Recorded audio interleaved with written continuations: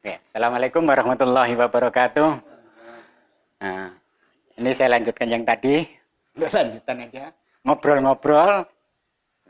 Jadi nggak perlu tegang apa yang diucapkan. Jadi tujuan kan utama ya itu tolak balak kan. Jadi ngobrol-ngobrol. Alhamdulillah yang itu sudah dihadiri Yai Ustadz ini insya Allah udah. Jadi nggak ragu, nggak ada keraguan. Aku selalu setiap tolak balak atau apapun di sini acara selalu ya Halim saya suruh ngimami. Gitu. Bukan aku nggak bisa, bisa juga, tapi nggak seperti itunya, nggak seperti itunya. Jadi bagi saya seperti tetap seperti aku pun nggak melihat siapa itu orangnya.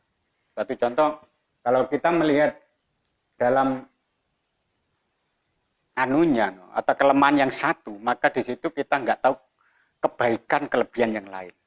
Jadi seseorang itu kalau hanya melihat satu kelemahan, nggak mau melihat kelebihan yang lain, maka kita akan rugi. Jadi setiap semuanya orang ada kelemahannya, tapi kita jangan sampai melihat kelemahan itu. Aku gitu. Kalau secara logis saja orang melihat, aku sama Ya Halim, jelas menang aku ah. itu logisnya gitu, logis kan, ini masuk akal juga kan, logis itu. Nah. Hitungan kaya aku juga. Tapi hitungan itu kalau kita hanya melihat kelebihannya gitu loh. Tapi kalau kita melihat kelebihannya Ya Halim, ambillah kelebihannya, maka di situ lain cerita. Lain cerita. Karena di situ kalau hanya lihat dohiri ya, mungkin aku lebih, tapi kalau batinnya, insya Allah Ya Halim lebih hebat daripada saya. Nah itu maksudnya seperti itu. Dalam kebatinan kita nggak tahu. Kesabaran, ya saya yakin saya kalah. Logis ya.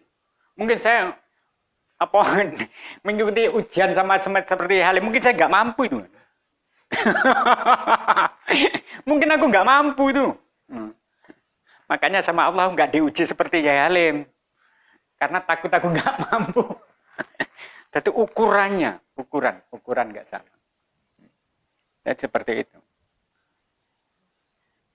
Makanya nggak heran banyak imam manakib yang lebih banyak.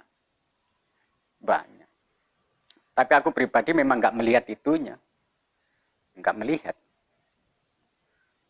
atau nggak melihat kelebihannya orang itu. Pasti orang itu pun ada kelemahannya juga, pasti itu dah. Mana ada manusia nggak ada kelemahannya kan ya.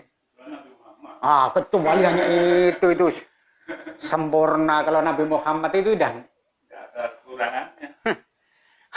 adanya hanya lebih itu. Adanya hanya lebih aja. Kalau Nabi Muhammad adanya Nabi Muhammad banyak kekurangan. Gitu. Jadi kita itu bisa menikmati apapun kalau kita bisa mencari itu kelebihan kita sendiri. Jadi kekurangan kita jangan kepikirkan terlalu jauh. Kalau ingin menikmati hidup, itu sistem. Kan gimana nih? Ini sistem. Tapi untuk kita ibadah, kita harus mencari kelemahan kita untuk lebih baik lagi.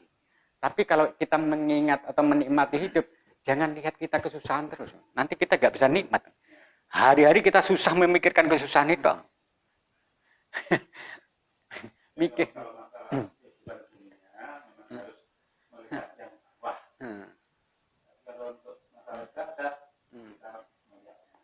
Yang atas. Itu ibadah. Kalau urusan dunia, cari yang maksudnya meniru orang yang meniru yang ahli duniawi.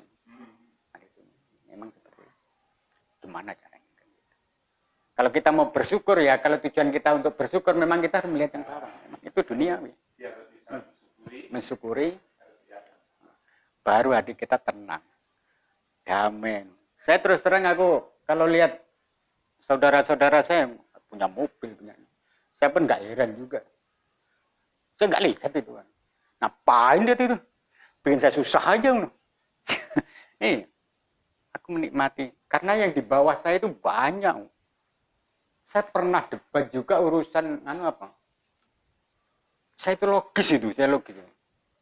Ada seseorang itu menyuruh saya untuk berguru atau disuruh mencari guru. Suruh berguru ke dia orang. Tapi saya terus terang, saya debat juga. Saya pakai logis juga kalau secara cari guru itu saya pakai akal saya. Allah itu memberikan akal untuk berpikir. Nomor satu aku cari guru itu ilmunya lebih daripada saya. Nomor satu. Nomor dua, kalau ilmu dah alim itu jelas. Nomor dua di situ dunianya saya nggak mau banyak-banyak, harus lebih daripada saya. Nomor tiga, dalam bermasyarakat keluarganya harus lebih tentram daripada saya. Minimum mencari guru ilmunya yang lebih kuat daripada kita. Mungkin dunianya kalah, tapi ilmunya harus lebih. Nomor satu makanya ilmu itu. Baru di situ kita bisa tenang. Karena kita mengharap barokahnya ilmu. Nomor satu. Kalau sudah punya ilmu, insya Allah duniawi mengikuti. Kalau sudah guru yang saya guruin ini, yang dah ilmunya kalah dengan saya, dunianya kalah dengan saya, keluarganya masih tentraman saya, apa yang aku guruin terusan? Ya. Mungkin ilmu memang nggak sama, ilmunya memang nggak sama. Tapi kelebihannya nggak ada. Dari saya itu tetap lebih saya. Meskipun itu yang menyuruh termasuk atasan saya. Saya nggak mau juga kok. Nggak mau. Karena alhamdulillah hidup saya tanya, gimana dia kerjaannya? Oh kerjaannya ini enak mana dengan saya? Enak kamu. Ya sudah kalau enak saya ngapain aku berguru sama dia? Gitu. Ilmunya ya banyak kamu. Loh sudah banyak saya ngapain saya berguru pada orang itu? Jadi minimum oke, mungkin ilmunya nggak sama sedikit tapi di situ dia kaya raya. Mungkin saya dapat barokah kekayaannya. Ilmunya sedikit mungkin dapat barokah kekayaannya. Dah kaya nggak kaya. Ilmunya sedikit bisa. Apa yang aku dapat? Kan gitu kan? Maksudnya gitu. Jadi mencari guru punya perhitungan. Tapi nomor satu ilmunya dulu. Itu nomor satu tetepan. Ilmunya dulu. Dunia nggak perlu dilihat dulu. Karena bagi saya, man aradad dunya fa'alaihi bi'ilmi, man aradal akhirah fa'alaihi bi'ilmi. Itu tetap. Man aradahuma fa'alaihi bi'ilmi. Jadi orang ingin punya harta ya cari ilmu harta. Ingin punya atau ilmu akhirat ya harus punya ilmu akhirat. Kan gitu. Kembalinya seperti itu bagi saya. Jadi ilmu. Jadi kunci di ilmu. No. Makanya saya yang penting kalau punya ilmu insya Allah harta pun ikut. Nah, itu dunia ikut. No. Karena ya Halim belum nggak nikah ini salahnya. No.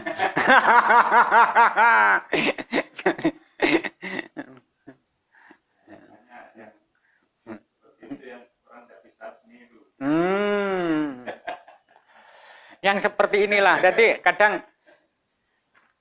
ya orang itu karena kalau mencari kelemahannya kan, sebenarnya kelebihannya itu kuat ya. Kok kuat ya? Karena aku pribadi ini saya sendiri ya makan kalau nggak disediani sama istriku ini aja langsung di depanku, saya nggak mau makan kok. Ini terus terang aja. Saya makan itu selalu ada di sampingnya istri saya. Selalu dimanapun tempat. Saya ingin makan di depan sana pun istri saya bawa nasi ke sana. Ini aku. Karena nggak ada rasa nikmat itu misalnya. Jadi kenikmatan itu nggak ada. Kalau udah istri saya di depan saya sini, sambil di situ menunggu, sambil ikut makan, saya sepiring berdua gitu. Makan pakai kerupuk pun nikmat. Loh ini bener nih, saya rasakan. Saya rasakan ini. Jadi kenikmatan itu, nek pribadi saya, bukan karena apa yang dimakan. Harus begini enggak. Harus pakai ikan ini enggak. Kadang-kadang ikan pun saya enggak mau makan juga. Saya kadang suruh belikan tempe, kerupuk. nikmat itu dah. Kalau sudah istri di depannya, ikut makan bersama sepiring berdua, ya tersisi Dalai Lama. Kalau sudah sepiring, dorong. Jadi menikmati gitu, menikmati hidup, menikmati. Dan bermacam-macam cara menikmati hidup itu kan bermacam-macam kok. Orang yang kerja bangunan pun sama juga. Kerja bangunan dia menikmati dengan kerjaannya.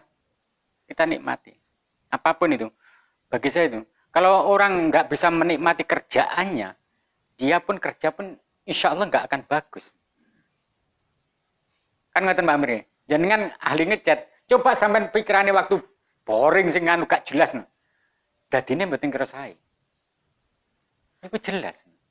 Jadi apa yang kita kerjakan, kita mencintai kerjaan kita. Karena cinta itulah baru ada barokah dari Allah. Ini dawe ya bisa gak salah. Dawe Ahmad Junaidi Al-Baghdadi. Iya, masih ingat. Waktu pengajian nganu Ajung. Karena cinta. Tapi memang benar juga. Ini benar. Kalau kita mencintai apa yang kita kerjakan, yang penting kita kerjakan adalah suatu yang diridhoi Allah. Maksudnya kerjaan yang diridhoi Allah, yang halal. Maka di situ akan ada barokahnya. Apapun kerjaannya. Ini kisah murid kata kon dadi dukun ra gelem. Ilmu njaluk akeh-akeh, baru takon dadi dukun ra gelem malah tetap kerja bangunan ada.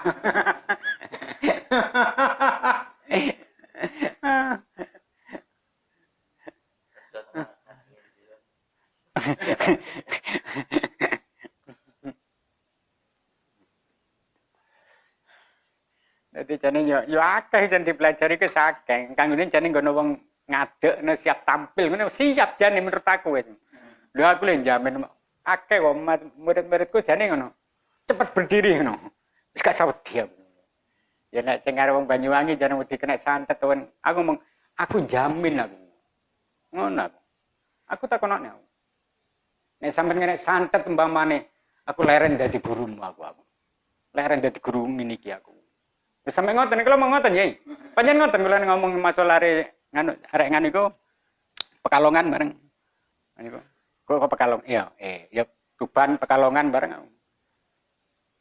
Aku ngomong. Kok nek santet piye? Oh lho.